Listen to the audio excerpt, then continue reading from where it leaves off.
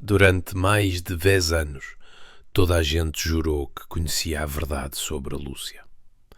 Diziam que ela tinha a vida perfeita, a família de sonho, mas ninguém sabia o que acontecia quando a porta se fechava e as luzes se apagavam. O silêncio daquela casa escondia um grito que ninguém quis ouvir. Deveria ter sido uma decisão simples, mas acabou por destruir 3 vidas inteiras numa única tarde cinzenta. O que vocês vão descobrir agora mudará para sempre a forma como olham para a pessoa que vive na casa ao lado. Quero que fechem os olhos por um segundo e imaginem uma mulher. Vamos chamar-lhe Lúcia. Lúcia Muniz. Ela tem 45 anos, talvez a idade da vossa mãe, da vossa irmã, ou talvez a vossa própria idade. Lúcia não é uma celebridade, não é uma vilã de novela. Ela é assustadoramente comum. Ela vive num daqueles bairros de classe média, onde todas as casas parecem iguais, pintadas de cores suaves, com pequenos jardins à frente que gritam ao mundo que ali vive gente decente, gente que venceu na vida. A Lúcia acorda todos os dias às 6 da manhã, muito antes de o despertador tocar. Sabem aquele cansaço que já nasce connosco, que nem uma noite inteira de sono consegue apagar? É esse o peso que ela sente nas pálpebras antes mesmo de abrir os olhos. Mas ela levanta-se, tem de se levantar. A rotina dela é um relógio suíço, preciso e implacável.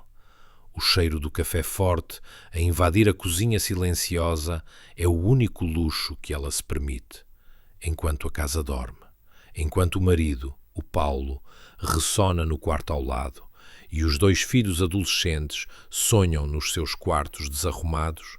A Lúcia está ali, de pé, a olhar pela janela para a rua deserta, a segurar uma chávena quente como se fosse uma boia de salvação. Ela vem de uma família humilde, filha de operários que trabalharam a vida toda para que ela pudesse ter um diploma. E ela conseguiu. É enfermeira-chefe num grande hospital da cidade. Parece impressionante, não é? Um cargo de chefia, respeito, uma carreira de mais de 20 anos dedicada a cuidar dos outros. Lúcia é aquela pessoa que segura a mão dos pacientes quando eles têm medo. É ela que sorri para os recém-nascidos. É ela que engole o choro quando perde alguém na mesa de operações para poder consolar a família no corredor. Ela é a força. Toda a gente diz isso. A Lúcia é uma rocha, dizem os colegas. A Lúcia resolve, diz a família. Mas quem cuida de toda a gente? Ninguém faz essa pergunta. A vida dela parece perfeita, vista de fora. Ao fim de semana, ela faz assados para a família. As fotografias nas redes sociais mostram sorrisos brilhantes, férias no Algarve, jantares de aniversário. Vocês conhecem alguém assim? Não conhecem? Alguém cuja vida parece uma montra de loja bem arrumada. Mas as montras têm vidros e os vidros partem-se. Lúcia ama a família com uma ferocidade quase dolorosa. O marido é um homem bom, mas distante. Um homem que acredita que, se as contas aparecem pagas em cima da mesa, então está tudo bem. Ele não pergunta como a mágica acontece. E os filhos? Os filhos. Eles querem as sapatilhas de marca que os amigos têm. Querem o telemóvel de última geração. E a Lúcia? A Lúcia sorri e diz: claro que sim, porque para ela dizer não seria admitir uma falha. Dizer não temos dinheiro seria trair o esforço dos pais dela. Seria recuar. Ela conduz para o trabalho num carro que já tem 10 anos, a ouvir as notícias na rádio, a pensar na lista de compras, na conta da luz que aumentou, na prestação da casa que vai subir no próximo mês. A mente dela é uma calculadora constante, a somar e a subtrair, a tentar fazer com que o impossível aconteça. Ela não é gananciosa. Lucia não quer iates nem luxos absurdos. Ela só quer manter a dignidade. Quer que os vizinhos continuem a olhá-la com respeito. Quer que os filhos não sintam a falta de nada. É um desejo nobre, não é? Ou será apenas vaidade disfarçada de amor? Às vezes, quando regressa à casa, tarde da noite, ela fica sentada no carro, na garagem, durante 5 minutos, no escuro, apenas a respirar. É o momento em que a máscara cai, onde as rugas se acentuam, onde o medo aperta o peito. Mas depois ela acende a luz interior do carro, retoca o batom, respira fundo e entra em casa a sorrir. "Olá, família!" grita ela. E ninguém percebe. Ninguém vê que aquela mulher que entrou pela porta já está a afundar-se. Lúcia é como nós. Ela acreditava que, se trabalhasse muito e fosse uma boa pessoa, nada de mal lhe aconteceria. Ela acreditava que o destino lhe devia uma vida tranquila. Mas o destino não tem dívidas com ninguém. E a Lúcia estava prestes a descobrir isso da pior maneira possível. Mas esta história não acontece no vácuo. Lúcia não vive numa bolha isolada do mundo. Olhem à vossa volta. Olhem para a vossa própria rua, para a vossa cidade. Vivemos num tempo estranho, não acham? Um tempo em que ter parece mais importante do que ser. Lúcia vive numa sociedade que aplaude o sucesso visível, o carro novo na garagem, as férias em destinos exóticos, a roupa de marca que os filhos usam na escola. Sabem qual é o problema real? É que o mundo mudou as regras do jogo a meio da partida e ninguém avisou a Lúcia. Ela e o Paulo, o marido, pertencem àquela classe média que acreditava numa promessa antiga, a promessa de que um emprego estável e um diploma universitário garantiam segurança eterna. Mas a realidade é uma besta diferente. O custo de vida subiu como uma maré silenciosa. A prestação da casa, que antes era apenas uma fatia do ordenado, começou a engolir tudo. A conta da eletricidade, a gasolina, o preço do azeite, o preço do pão, tudo aumentou. Mas os salários? Os salários ficaram parados no tempo, congelados numa era que já não existe. Mas a pressão social não parou. Pelo contrário, aumentou. Abram as redes sociais. O que é que veem? Toda a gente está feliz, toda a gente está a viajar, toda a gente está a comer em restaurantes caros. Lúcia via aquilo no telemóvel, à noite, e sentia um nó no estômago. Ela sentia que estava a ficar para trás. Sentia que, se não pudesse dar aos filhos as mesmas experiências que os vizinhos davam, estaria a falhar como mãe, estaria a ser menos. E havia o silêncio. O terrível silêncio sobre dinheiro. Na família da Lúcia e na maioria das famílias portuguesas não se fala de dificuldades financeiras. É tabu, é vergonhoso. O Paulo, o marido, é um homem prático, mas aliado. Eu entregava a parte dele das despesas e assumia que a Lúcia, a gestora da casa, tratava do resto. Ele não via os malabarismos. Ele não via que a Lúcia deixava de comprar roupa para ela para que os filhos pudessem ir ao cinema. Ele não perguntava. E ela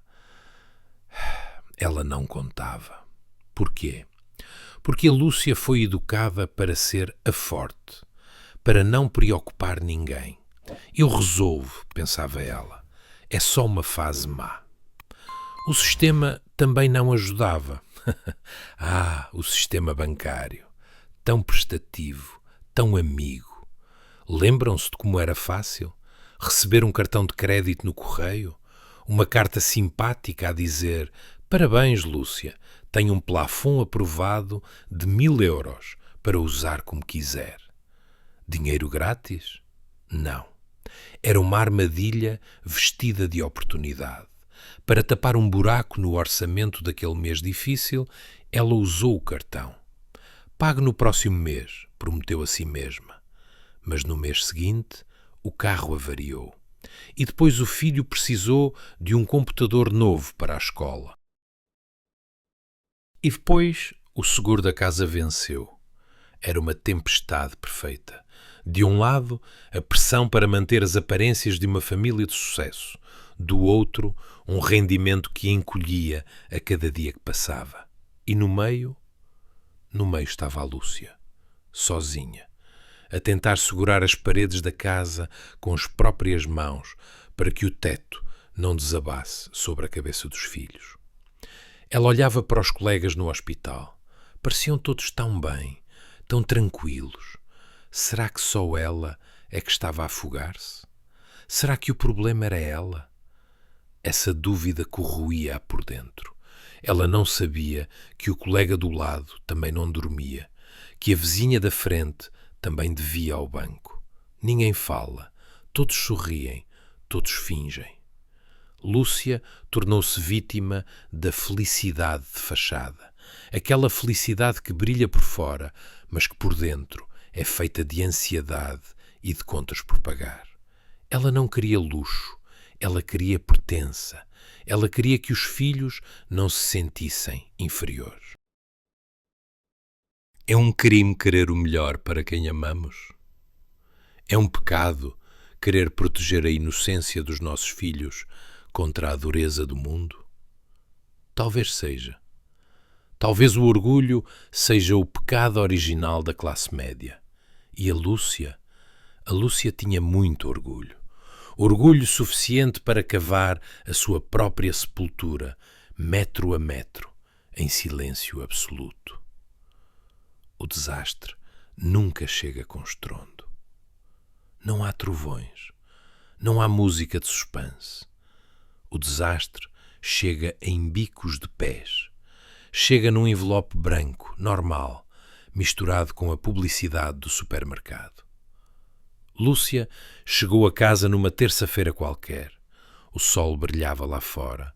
O dia parecia inofensivo. Ela abriu a caixa do correio, como fazia todos os dias, e lá estava, uma carta do banco. Mas não era um extrato comum. As letras eram vermelhas. Aviso de incumprimento. O coração da Lúcia falhou uma batida. Só uma. Ela olhou para os lados, para a rua vazia, como se fosse uma criminosa prestes a ser apanhada. O marido, o Paulo, estava a estacionar o carro. O que fez a Lúcia? O que fariam vocês? Ela não abriu a carta. Ela não correu para o Paulo a dizer: temos um problema. Não. Ela dobrou o envelope rapidamente e escondeu-o no fundo da mala, por baixo dos lenços de papel e das chaves de casa. Resolvo isto amanhã, pensou ela. Deve ser um engano, uma falha no sistema. Mas naquela noite o jantar teve um sabor diferente. O Paulo contava uma piada sobre o trabalho. Os filhos riam-se. E a Lúcia? A Lúcia sorria. Aquele sorriso treinado, automático. Mas a mente dela não estava na mesa. A mente dela estava dentro da mala, no fundo do armário, a ler e reler mentalmente aquelas palavras em vermelho. O silêncio dela era barulhento, mas ninguém ouvia. Começaram os pequenos nãos. Lembram-se de como ela nunca recusava nada? De repente, a Lúcia começou a ter dores de cabeça frequentes. Os amigos convidavam para jantar fora ao sábado. Vamos àquele restaurante novo, Lúcia. É ótimo.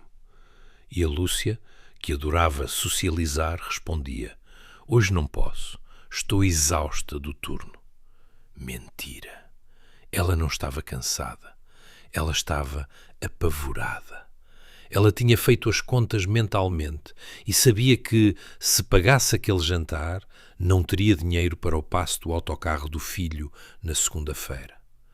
O orgulho é uma armadura pesada.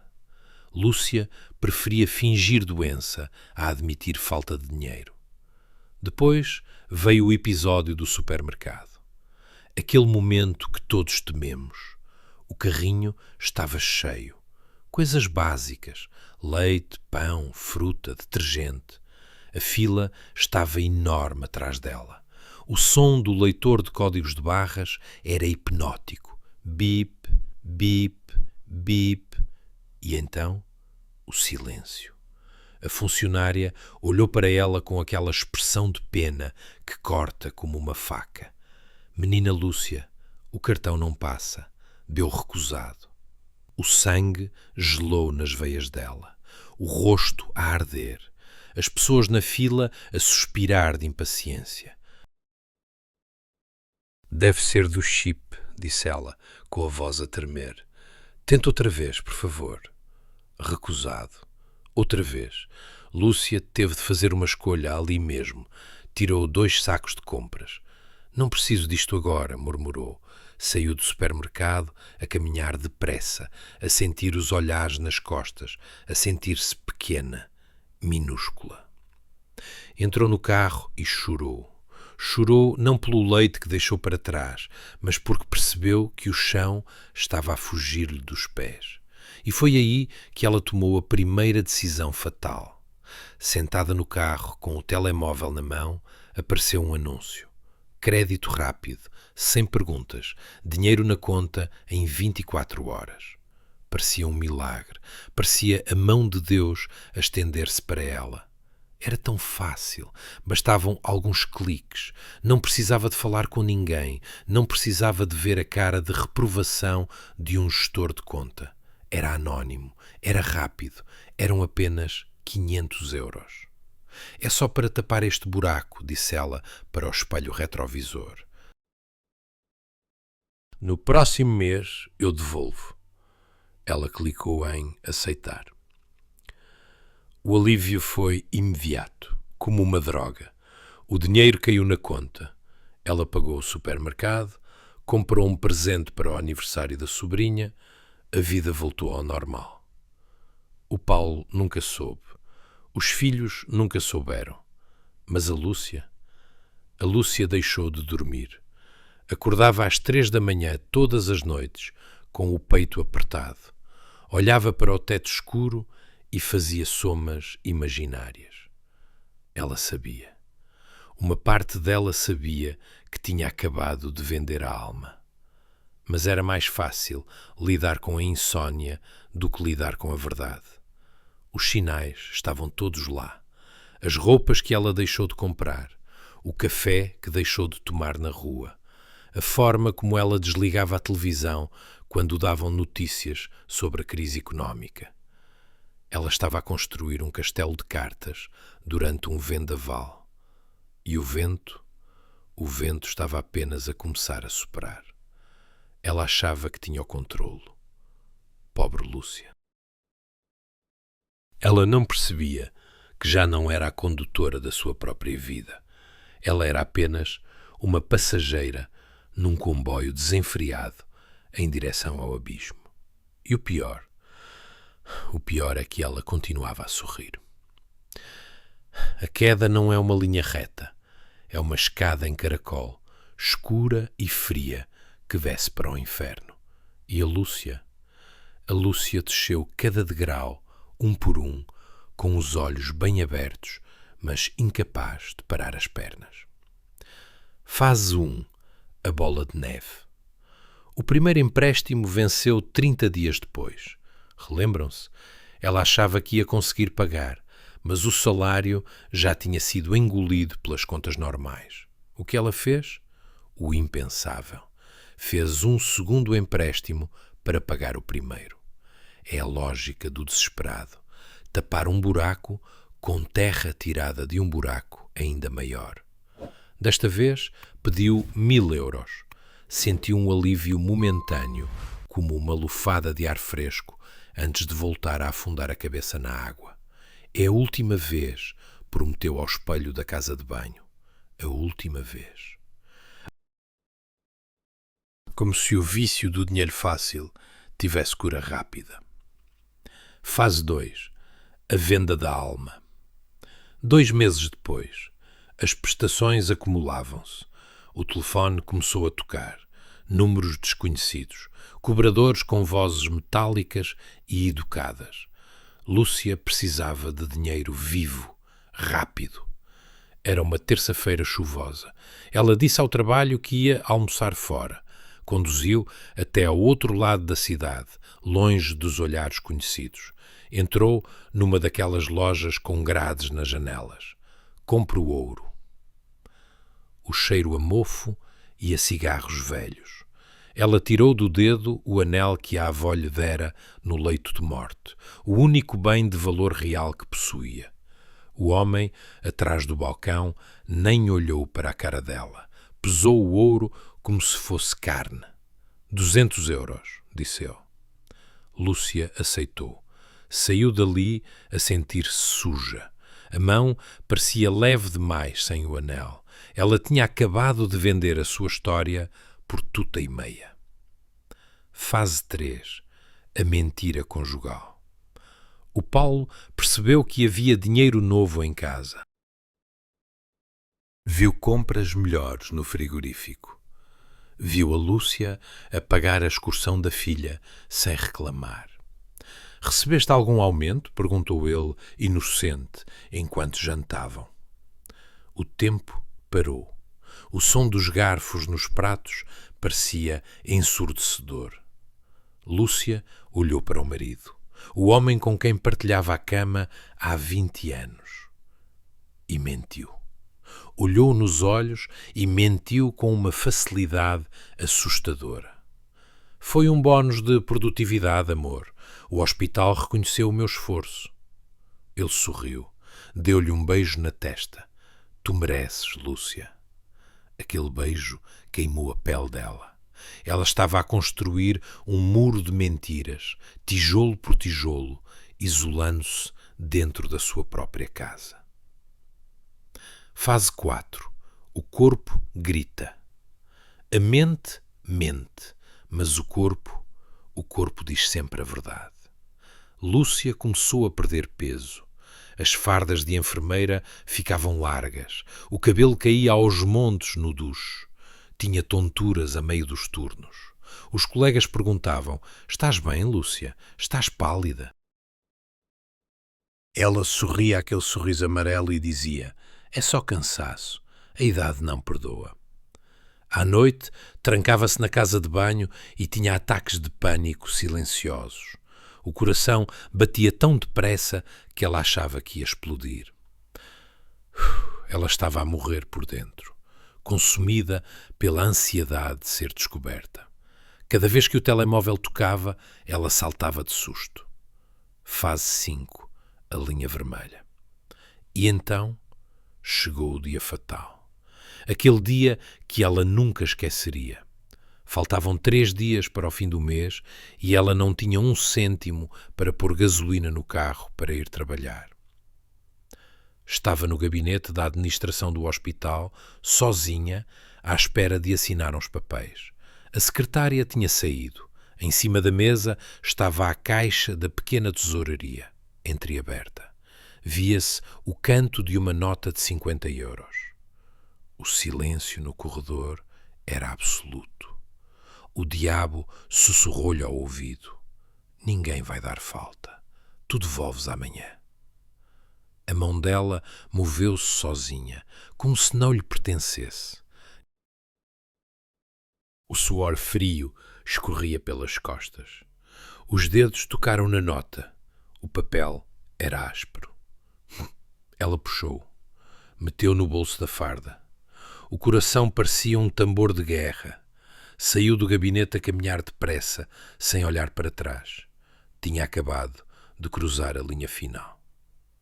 Lúcia, a enfermeira respeitada, a mãe dedicada, era agora uma ladra. Fase 6. O isolamento total. Depois desse dia, Lúcia mudou. Tornou-se agressiva, defensiva. Se os filhos pediam alguma coisa, ela gritava. Se o Paulo perguntava como foi o dia, ela respondia com monossílabos. Afastou os amigos. Deixou de ir aos jantares. Deixou de atender o telefone à mãe. A vergonha era uma jaula. Ela sentia que tinha uma testa tatuada com a palavra fraude. Olhava para as pessoas na rua e sentia inveja da paz delas. Ela sabia que o castelo de cartas estava a abanar com o vento. Sabia que a auditoria anual do hospital estava a chegar, mas estava paralisada. Como um animal encandeado pelos faróis de um caminhão que se aproxima a toda a velocidade. Uma risada histérica escapava-lhe quando estava sozinha no carro. Como é que eu cheguei aqui? Perguntava ela. Mas o silêncio do carro não dava respostas. Apenas ecoava o vazio da sua própria alma. Há dias que começam como qualquer outro, mas que terminam com a nossa vida em ruínas. Foi numa terça-feira de sol. O céu estava de um azul irritante, quase ofensivo para quem carrega uma tempestade no peito. Lúcia estava no posto de enfermagem a preencher o relatório do turno da manhã. O cheiro habitual a éter e café queimado pairava no ar. Tudo parecia normal. As macas passavam, os telefones tocavam, os médicos discutiam diagnósticos no corredor. Era a sinfonia da rotina que ela conhecia há 20 anos. Mas então, o telefone da secretária da direção tocou. Não foi um toque diferente, foi o mesmo som estridente de sempre. Mas quando a colega atendeu e olhou para a Lúcia, o mundo parou. A colega não sorriu. Apenas baixou o auscultador e disse com uma voz estranhamente formal: Lúcia, o Dr. Sampaio quer ver-te no gabinete dele. Agora. Agora. Aquela palavra caiu como uma sentença de morte. O caminho até ao gabinete administrativo ficava no terceiro andar. Lúcia teve de percorrer o corredor longo, entrar no elevador, esperar que as portas se fechassem. Aquele corredor que ela percorrera milhares de vezes parecia agora o corredor da morte. As pernas dela pesavam toneladas. O coração batia na garganta, um ritmo descompassado e doloroso. Ela sentia o suor frio a escorrer pelas costas, colando a farda à pele.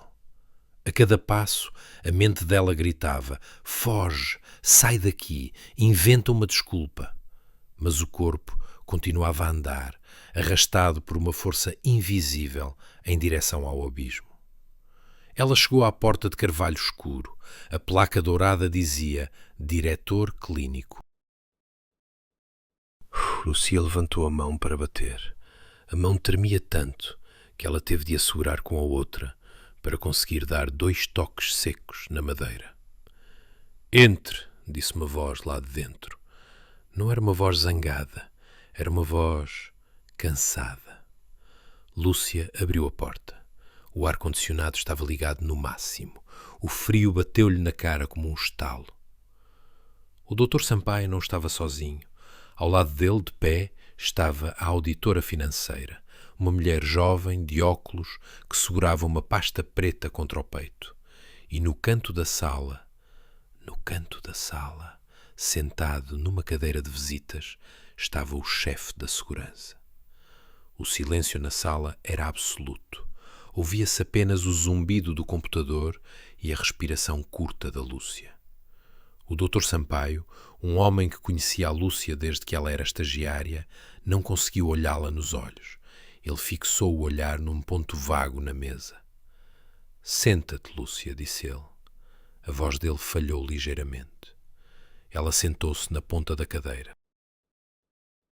As mãos agarradas aos joelhos, os nós dos dedos brancos de tanta força.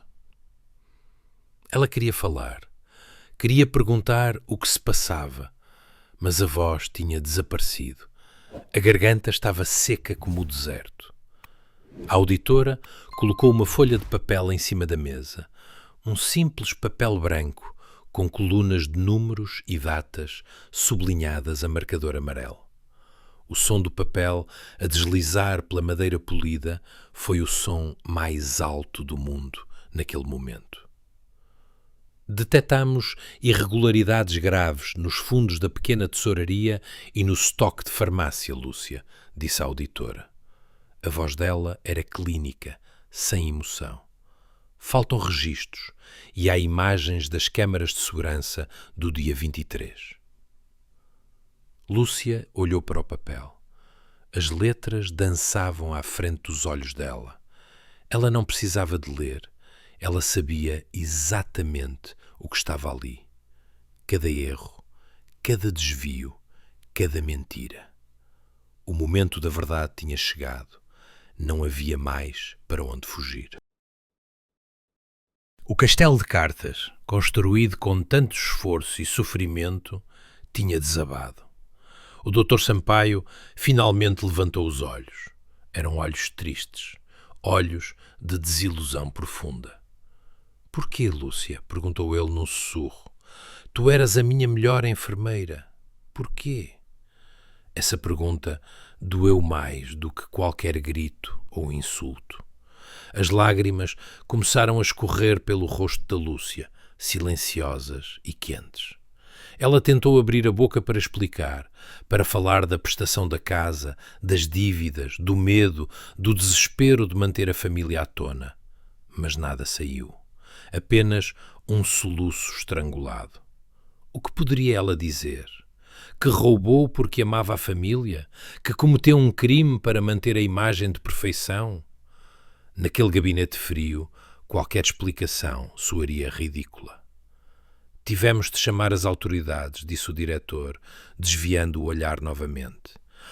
O ar fugiu dos pulmões da Lúcia. A palavra autoridades ecoou na cabeça dela.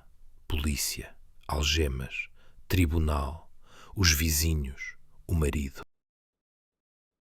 Os filhos. Tudo acabou. A vida como ela a conhecia tinha morrido naquele segundo. Ela olhou pela janela do gabinete. O sol continuava a brilhar lá fora. As pessoas continuavam a andar na rua. Os autocarros passavam. O mundo não tinha parado. Mas o mundo dela tinha implodido. Ela encolheu-se na cadeira, abraçando o próprio corpo, tentando desaparecer. Ela desejou, com todas as forças da sua alma, poder voltar atrás no tempo. Voltar àquele dia em que recebeu a primeira carta do banco. Mas o tempo é impiedoso. O tempo só anda para a frente. E agora o futuro era um buraco negro que a estava a engolir inteira. O chefe de segurança levantou-se. A porta abriu-se atrás dela. Passos pesados entraram na sala. Lúcia fechou os olhos e esperou pelo toque frio da realidade no seu ombro. Era o fim. O mundo não acaba com uma explosão. Acaba com o som de uma porta a bater. Lúcia saiu do gabinete do diretor. Não estava algemada, ainda não. Mas sentia o peso de correntes invisíveis em cada passo. 2 agentes acompanhavam-na, um à frente, outro atrás. A caminhada da vergonha pelo corredor do hospital foi a viagem mais longa da vida dela. Colegas com quem ela tinha partilhado cafés e segredos durante 20 anos pararam. O silêncio alastrou-se como uma mancha de óleo. Enfermeiros, médicos, auxiliares, todos olhavam, alguns com curiosidade mórbida, outros com choque genuíno. A Marta, a sua melhor amiga no serviço, deixou cair uma prancheta. O som ecoou no corredor, seco e brutal. Lúcia não teve coragem de levantar a cabeça. Fixou os olhos no chão de linóleo, a contar os quadrados. 1, 2, 3. tentando não vomitar o próprio coração. Lá fora, o ar fresco da tarde deveria ter sido um alívio, mas soube a veneno. O carro da polícia não tinha as luzes ligadas, mas toda a gente sabia o que era. Lúcia entrou no banco de trás. O assento era duro, frio, impessoal. O vidro separava-a da vida normal que decorria no passeio. Pessoas a rir, a falar ao telemóvel, a comer gelados. Elas eram livres. Ela era uma suspeita, uma criminosa, uma fraude. A viagem até à esquadra foi um borrão, mas o pior ainda estava para vir. A polícia precisava de fazer uma busca em casa, procurar documentos, provas. Imaginem a cena, o bairro tranquilo de classe média, as sebes aparadas, o silêncio respeitável das 5 da tarde. E de repente, um carro patrulha estaciona à porta da casa dos Muniz. A vizinha do lado, a dona Helena, que sempre elogiava a educação dos filhos da Lúcia, espreitou imediatamente por trás das cortinas de renda. O que estaria a acontecer na casa da família perfeita? O Paulo estava em casa, tinha tirado a tarde de folga para arranjar uma torneira. Quando ele abriu a porta e viu a mulher acompanhada pela polícia, o rosto dele desfez-se. Não foi raiva, foi uma confusão infantil. Como se o cérebro dele se recusasse a processar a imagem. Lúcia, o que se passa? Perguntou ele. A voz tremia. Lúcia tentou falar, tentou dizer desculpa, mas a palavra ficou presa na garganta, sufocada por um soluço. O agente tomou a palavra. A sua esposa está indiciada por peculato e falsificação do documento, senhor. Temos o mandado. Ouvir aquelas palavras ditas em voz alta, na sua própria sala de estar, foi como levar um tiro. O Paulo recuou 2 passos. Bateu com as costas na parede do corredor. Ele olhou para a Lúcia, como se estivesse a ver um monstro, um estranho. Peculato? Roubo? Sussurrou ele. Lúcia, diz-me que é mentira. Diz-me que é um engano. Ela baixou a cabeça. O silêncio dela foi a confissão mais barulhenta do mundo. E então, no cimo das escadas, os filhos, o rapaz de 16 anos e a rapariga de 14. Eles tinham ouvido tudo. O filho tinha os ténis de marca calçados. Aqueles ténis caros que a Lúcia tinha comprado com o dinheiro desviado do mês passado. Ele olhava para os sapatos, depois para a mãe, depois para a polícia. A compreensão atingiu-o como um soco. A mãe não era uma heroína. A mãe era uma ladra. O olhar de decepção nos olhos do filho doeu mais do que qualquer pena de prisão que um juiz pudesse ditar. A busca foi humilhante. Gavetas abertas, papéis revirados, a intimidade da família violada por mãos estranhas que procuravam extratos bancários e cartas escondidas. Cada documento encontrado era um prego no caixão da reputação da Lúcia. As cartas do banco que ela tinha escondido, os avisos de penhora, tudo veio à luz. O Paulo via tudo aquilo e as lágrimas escorriam-lhe pela cara, silenciosas. Ele não estava a chorar pelo dinheiro, estava a chorar pela traição, pela mentira que tinha durado anos. Nós confiávamos em ti, disse ele num fio de voz. Eu confiava em ti.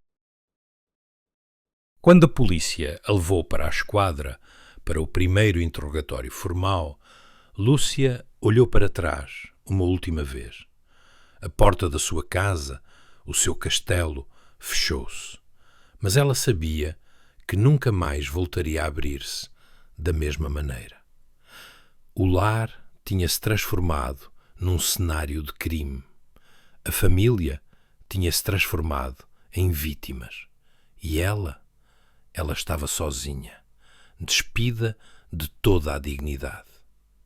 O telemóvel dela, que tinha ficado em cima da mesa da entrada, começou a tocar. Provavelmente uma mensagem do grupo de amigas a combinar o jantar de sexta-feira. Ninguém sabia ainda, mas amanhã, o mundo inteiro saberia. A notícia espalhar-se-ia como fogo em palha seca. A enfermeira Lúcia foi presa. Naquela cela fria de detenção temporária, sentada num banco de cimento, Lúcia sentiu o frio entrar-lhe nos ossos. Não era o frio da temperatura, era o frio do futuro. Ela tinha perdido o emprego, tinha perdido o respeito, tinha perdido a confiança do marido e dos filhos. E tudo isso porquê? Para manter uma fachada? Para pagar umas férias? Para impressionar vizinhos que agora fechavam as cortinas? A ironia era cruel. Ela queria tanto ser alguém que acabou por se tornar em ninguém. O som da chave a rodar na fechadura da cela foi o ponto final na vida da Lúcia Muniz. O que restava agora era apenas um fantasma. O tempo não cura tudo. Às vezes, o tempo apenas arrasta os destroços para a margem e deixa-nos olhar para eles. 6 meses passaram desde aquela tarde no gabinete. 6 meses que pareceram 6 décadas. A Lúcia já não acorda na sua cama king size com lençóis de algodão egípcio. Ela acorda num sofá-cama que ranja cada movimento, num pequeno anexo alugado na periferia, onde o cheiro a umidade é o seu novo perfume. A rotina mudou. Antes, ela vestia uma farda branca, imaculada, símbolo de autoridade. Agora, veste um bibes azul escuro, largo e sem forma.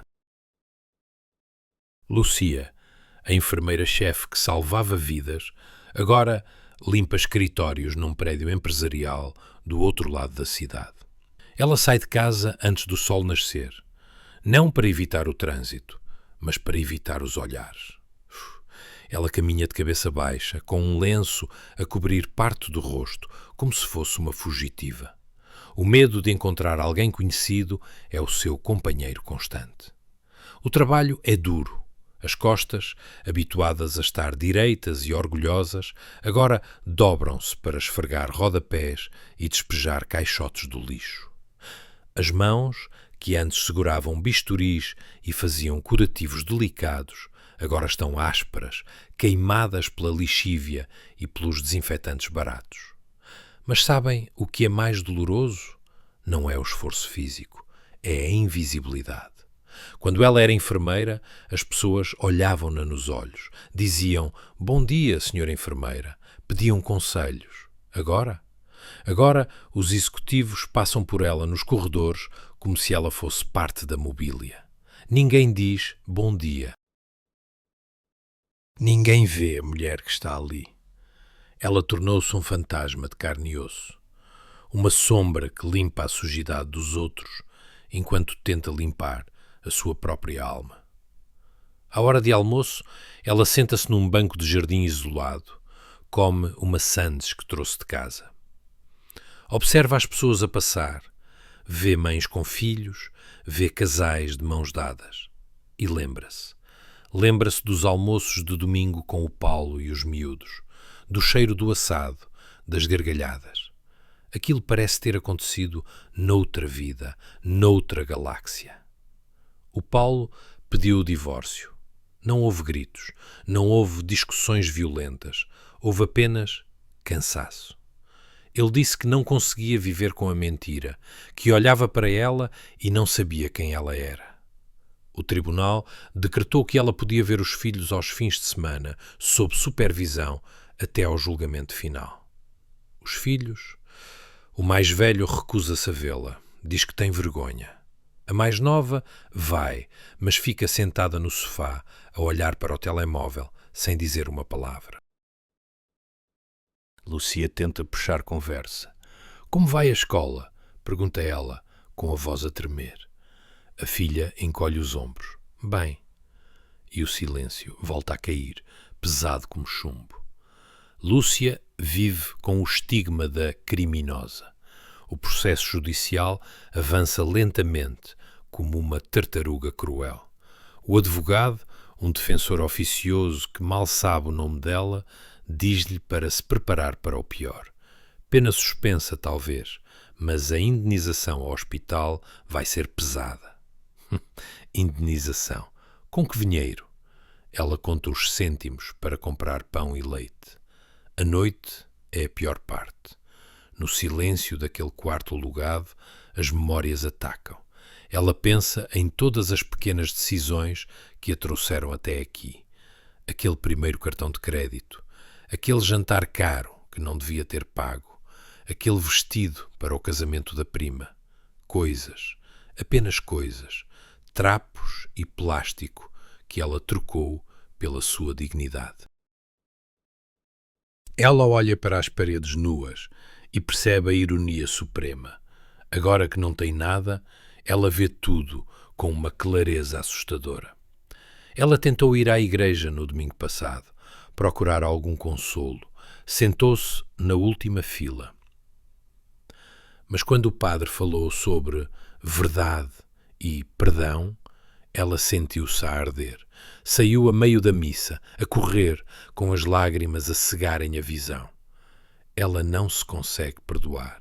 Como pode esperar que Deus a perdoe? Às vezes, cruza-se com antigas colegas no supermercado. É um momento de pânico absoluto.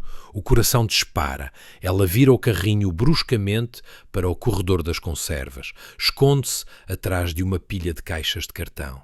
Fica ali, a tremer, a rezar para que não a tenham visto. Ouviu dizer que no hospital já contrataram outra pessoa para o lugar dela. A nova chefe é muito organizada, dizem. Lúcia foi apagada, substituída, como se os seus 20 anos de dedicação nunca tivessem existido. A única marca que deixou foi o buraco nas contas e a vergonha na cara dos que a conheciam. Mas há momentos, pequenos momentos estranhos. Quando ela está a esfregar o chão de um escritório vazio à noite e o silêncio é total. Ela para, respira fundo e sente alívio. Sim, alívio.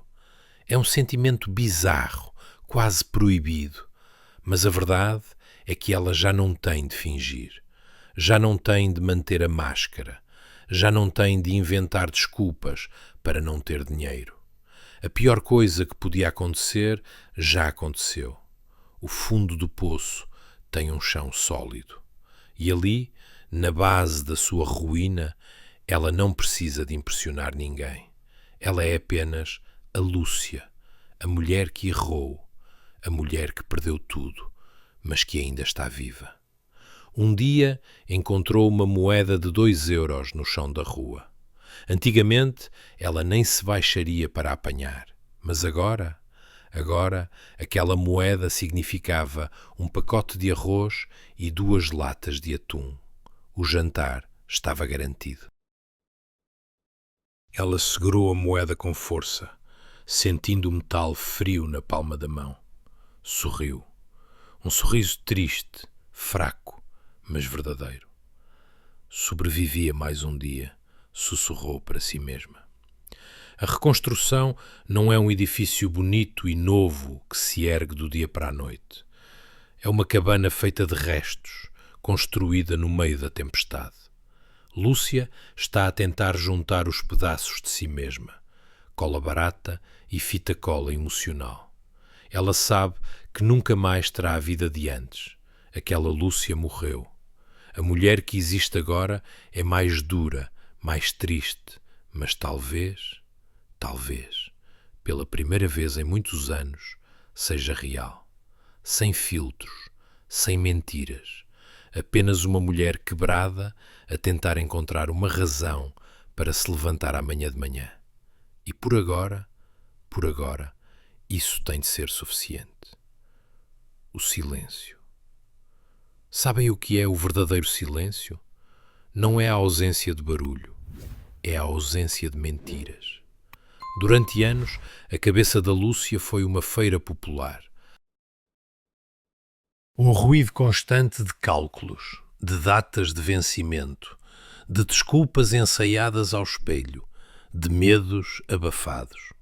Mas agora que o pior já aconteceu, há um silêncio estranho e límpido.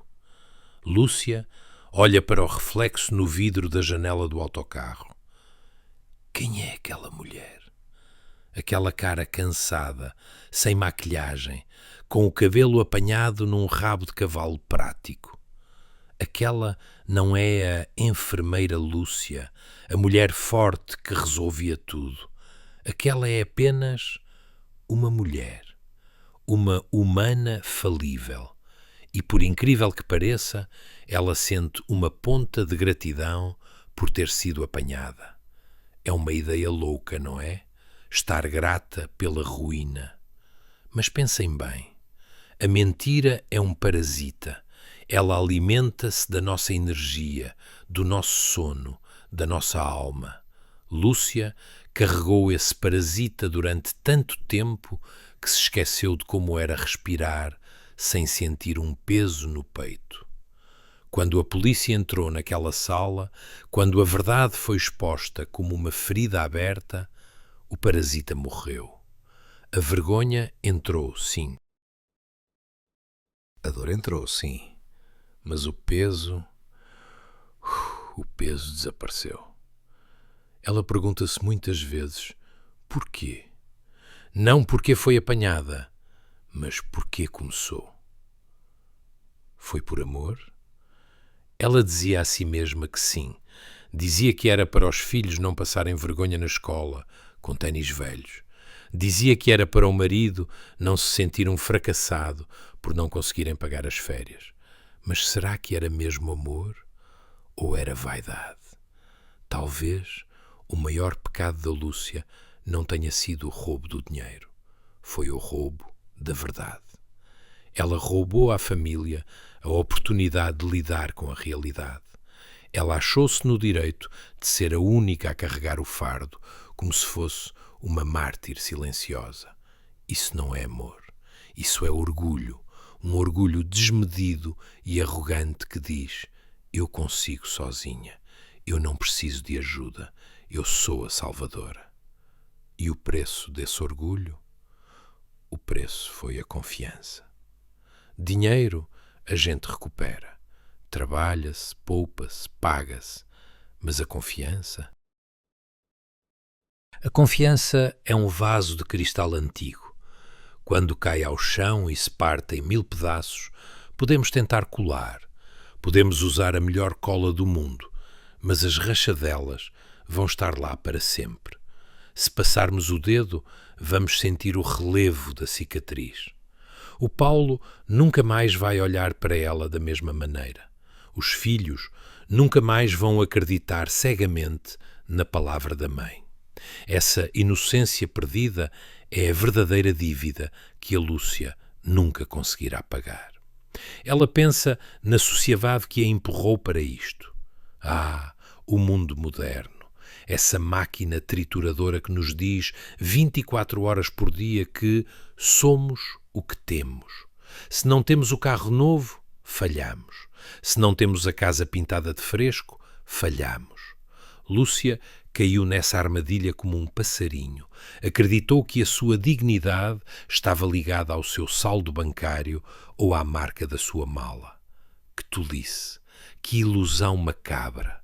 Agora, sentada naquele quarto alugado, a comer massa com atum pela 3ª vez na semana, ela percebeu algo fundamental. A dignidade não se compra. A dignidade é acordar de manhã e não ter medo de quem toca a campainha. A dignidade é olhar nos olhos dos filhos e não ter nada a esconder. Ela trocou essa paz por uma ilusão de conforto. Vendeu a sua tranquilidade por uns momentos de status. Foi um negócio terrível. o pior negócio da sua vida. Mas há uma lição aqui, uma lição dura, gravada a fogo na pele dela. A verdade, por muito feia que seja, é sólida, é chão firme. A mentira é areia movediça. Pode parecer confortável e suave ao início, mas acaba sempre por nos engolir. Lúcia passou anos a construir castelos na areia. Agora está a tentar construir uma cabana na rocha. É mais pequena, é mais fria, é solitária, mas é real. Ela olha para as mãos calejadas do trabalho nas limpezas. Estas mãos, que antes eram suaves, agora contam a história da sua penitência. Ela não foge dela. Cada dia de trabalho duro é uma forma de pedir perdão ao universo. Não espera que o mundo a perdoe. O mundo é cruel e tem memória curta para as virtudes e longa para os defeitos. Mas ela precisa de se perdoar a si mesma. E isso é a tarefa mais difícil de todas. Como é que nos perdoamos por destruir a vida daqueles que juramos proteger? Não há resposta fácil. Não há manual de instruções. Há apenas o tempo lento, arrastado, que cura a ferida, mas deixa a marca. Lúcia sabe que nunca mais será a mesma. A mulher que sorria nas fotos de Natal morreu naquela esquadra de polícia. Quem ficou foi uma sobrevivente, uma mulher marcada pela guerra que travou contra si mesma. Uma guerra que perdeu, mas que, ao perder, talvez tenha ganho a única coisa que importa, a capacidade de ver a vida sem filtros. Ela pensa no futuro. É um futuro cinzento, incerto. Talvez o marido nunca volte. Talvez os filhos demorem anos a aceitar um abraço seu sem rigidez. Mas é o futuro dela. E pela primeira vez em 10 anos, esse futuro não depende de um empréstimo bancário, de uma mentira ou de um desvio. Depende apenas dela, da sua verdade, da sua capacidade de aguentar a dor e continuar a andar. E talvez, apenas talvez, isso seja o suficiente para começar de novo.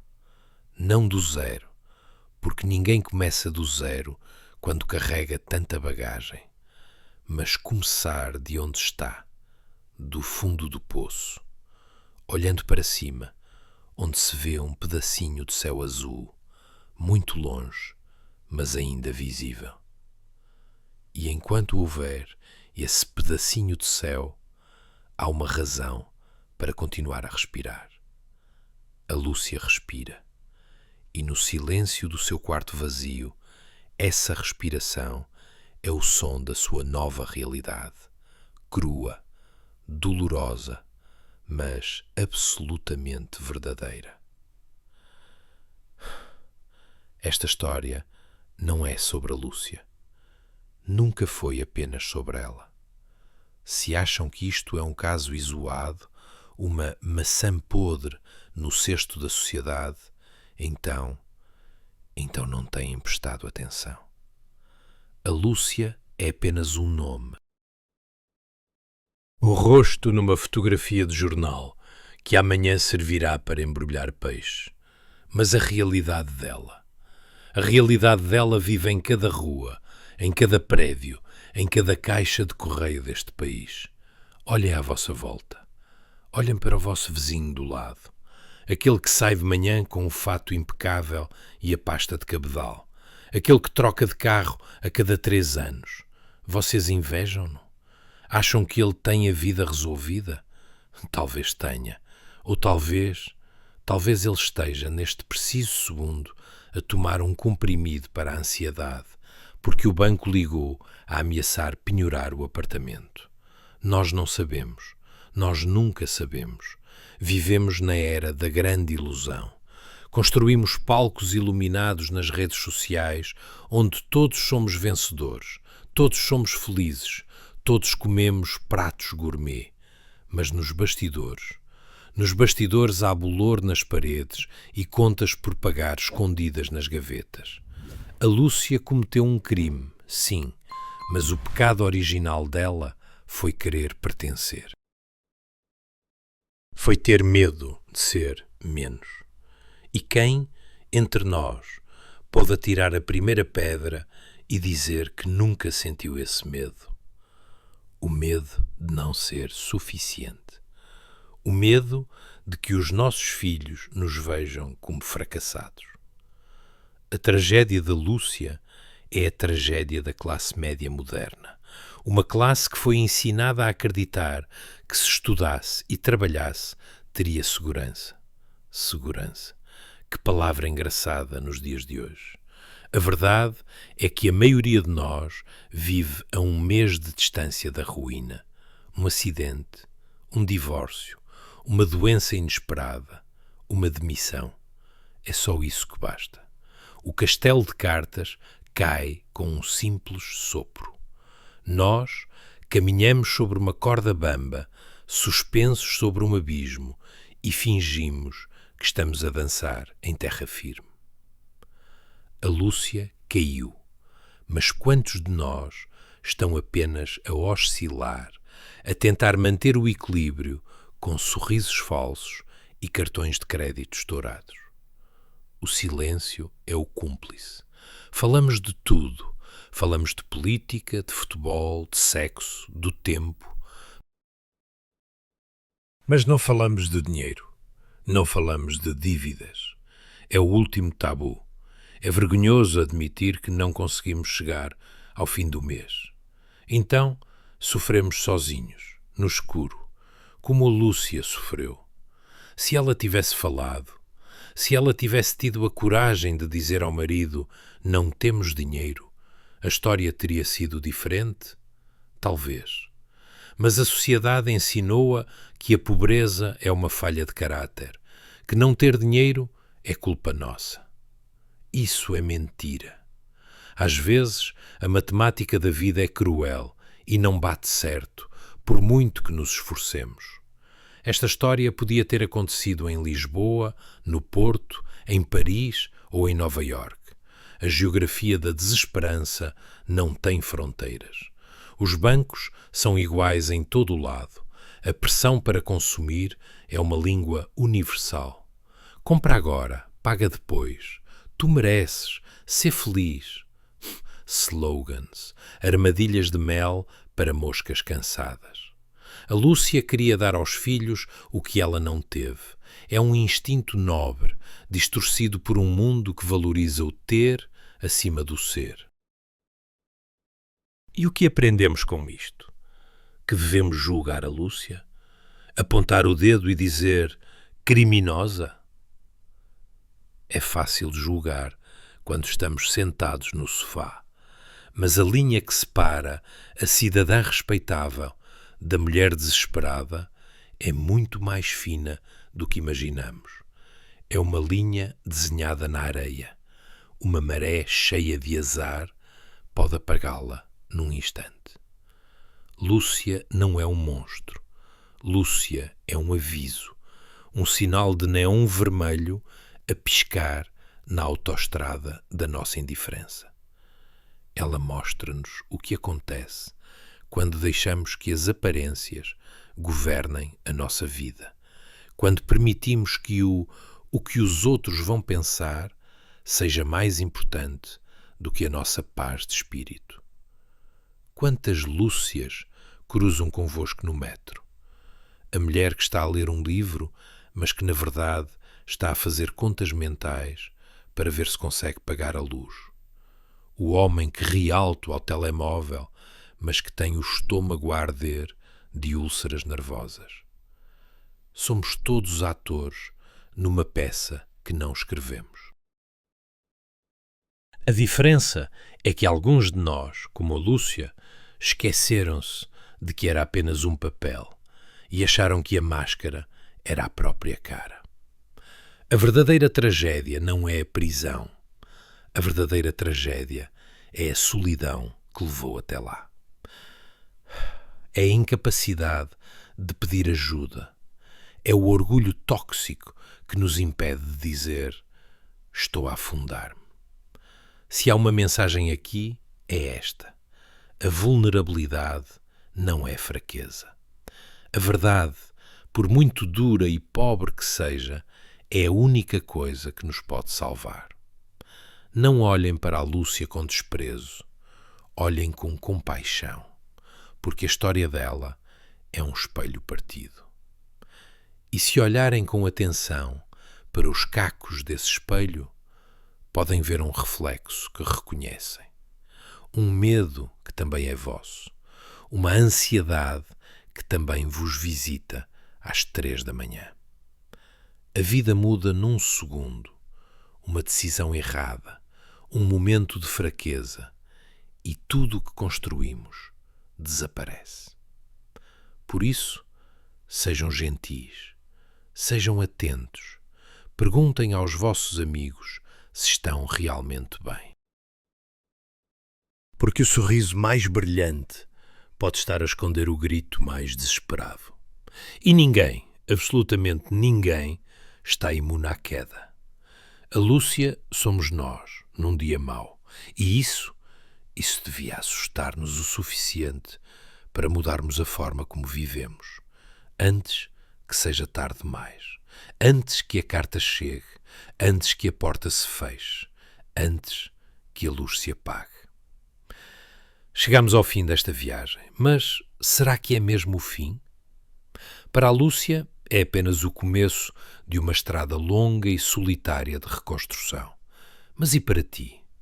Para ti, que ouviste cada palavra, cada respiração, cada grito abafado desta mulher. Eu tenho um pedido a fazer-te, um pedido sério. Não feches este vídeo e voltes para a tua vida como se nada tivesse acontecido. Não deixes que a história da Lúcia seja apenas ruído de fundo.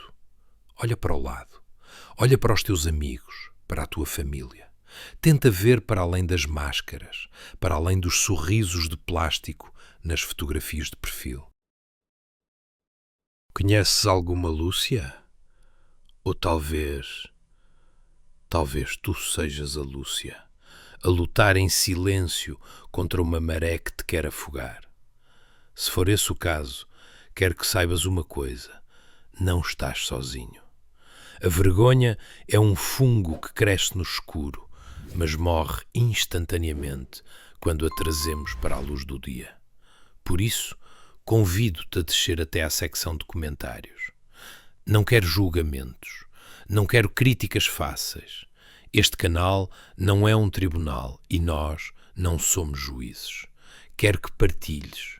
Se já sentiste essa pressão social, se já tiveste medo de abrir uma carta do banco, escreve.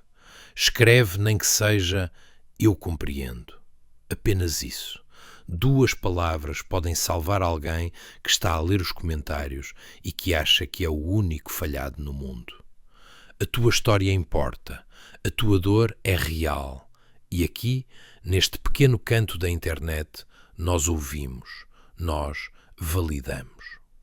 Se esta narrativa fez o teu coração bater mais depressa, se te fez pensar na fragilidade assustadora da vida, então peço-te que fiques connosco. Subscreve o canal, não pelos números ou pelas estatísticas, mas porque aqui procuramos a verdade, por muito crua e difícil que ela seja. Aqui contamos as histórias dos destinos humanos que ninguém mais tem coragem de contar. Partilha este filme com alguém que precises de acordar, com alguém que precises de abraçar. Às vezes, um simples vídeo pode ser o início de uma conversa difícil que salva uma vida inteira. A Lúcia perdeu tudo para se conseguir encontrar. Tu não precisas de ir tão longe. Podes escolher a verdade hoje, agora, antes que o telefone toque, antes que a carta chegue, antes que seja tarde demais. Obrigado por me ouvires. Obrigado por sentires. Cuida de ti. E, por favor, cuida dos teus. Porque no fim do dia, quando as luzes se apagam e o dinheiro acaba, É só isso que resta. Nós. Até à próxima história real.